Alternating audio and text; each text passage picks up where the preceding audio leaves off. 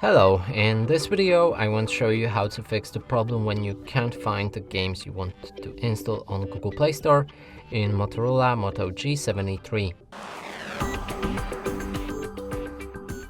So first let's launch our Google Play Store. Inside, if we try to find something like Call of Duty, it's not available for download right here. We can also try Diablo Immortal, but this might be not available for the device entirely.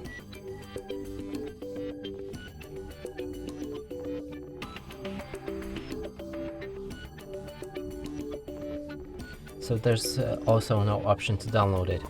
And to fix both of these issues, we'll need to click on our profile picture, open settings, enter family, then parental controls. Here either disable parental controls entirely or enter apps and games, insert your PIN code and increase PG to at least 16 or 18. Make sure to save the settings afterwards, then go back and try to find these games again. So Diablo Immortal, we can install it right now, and there's also Call of Duty available to install as well.